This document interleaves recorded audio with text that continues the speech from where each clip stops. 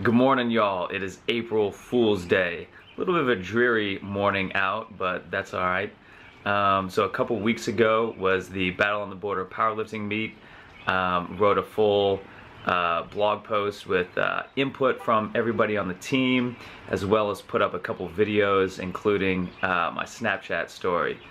But the level of support that was shown by everybody in the powerlifting community, especially with these ladies who are some serious powerlifting competitors, it was really just awe-inspiring and a great time. So I'll have the link to those videos and that blog post right around here. And yeah, April's going to be a big month. Here next weekend we've got the Spartan race, the Spartan Sprint, which should have about, I think around 15 people are racing with me, which is, if I'm not mistaken, my biggest team. So that'll be really fun, including my mom and my sister will be racing. So that's going to be a big time. Then later in the month I'm going up to DC, and you'll be hearing a little bit more about that. And then the weekend after, up to Chicago for the big Strong First weekend. So with that, I am off to the gym. Alright, so this was a pretty typical back and upper body day. Warming up here with a bunch of pull-aparts and overhead shoulder dislocation stretches there with the band.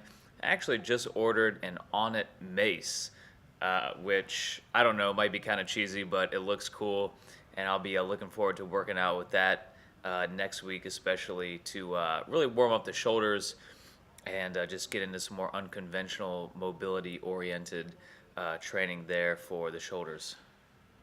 And always really important for these to just bear in mind to keep your abs and your butt tight so that you're not overextending through the spine, something that I try to emphasize. So of course that translates well to getting into some of the kettlebell overhead stuff. I really like the bottoms up lately. It's a self-limiting exercise, so basically it encourages you not to use more weight than what you can handle, and simultaneously working on that balance, core strength, and concentration there as well.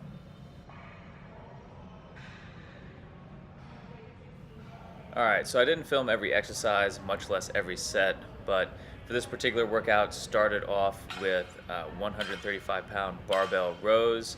I believe this was for 5 sets of 6. And here's a quick shot of the March personal records. Obviously, between everybody peaking for the meet and the meet itself, it was a pretty full board. Lots of impressive numbers here.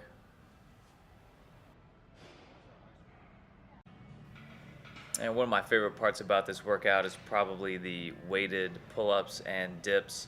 I'm just feeling pretty good. Here I got the somewhat wide grip.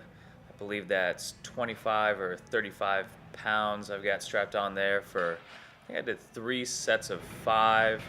And then with dips, obviously that's a 45 pounder there. And I think I was only supposed to do 6 or 8, but again, when the camera's on, you just gotta throw in a couple extra for good measure. Well, summer's almost here. You know what that means. The level of cable kickbacks has gone up at least 400%. I get kicked like every other time I walk through the gym. Yeah, pardon the mini rant there, but it's just a shame seeing people waste so much time on these puny little exercises that don't make them stronger, don't really do any good. But in any case, that's probably a conversation for another time. So just finishing up here with some dumbbell bench presses. Been laying off the barbell bench just for a variety and to give the shoulders a little bit of a break. Ran into an old client today. He stopped me in the gym, and big, strong dude. He's creeping up on like a 405-pound bench press. And when we worked together, pretty much the main things that we worked on were his stretching, mobility through his shoulders. He could barely put his arms up over his head, and just the basic stuff that he had never really considered working on because he was just kind of from a slightly different school of training, but fundamentally changed the way that he moved, and he just stopped me to let me know how he's still incorporating and working on all this stuff that we worked on, that he's feeling better than ever. Just really working on that stretching and that mobility. And yeah, just want to let me know how good he was feeling. And of course, that's always really cool to hear on my end. So keep it up, Warren. Yeah, so that was really great getting that update from an old client right as I was wrapping up that workout. And it's really cool as a trainer. You're never quite sure what sticks and what doesn't, and how you're helping people best. And oftentimes it's in the ways that you don't always expect. So really great to hear from Warren. And just thought I'd share this a slow-mo video of some kettlebell juggling that I was doing in the park uptown the day after that workout.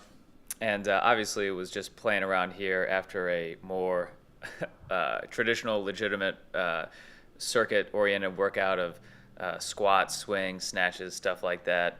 But it's always cool to get this shot whenever you're uptown. And to wrap up, here is a Bach lute prelude.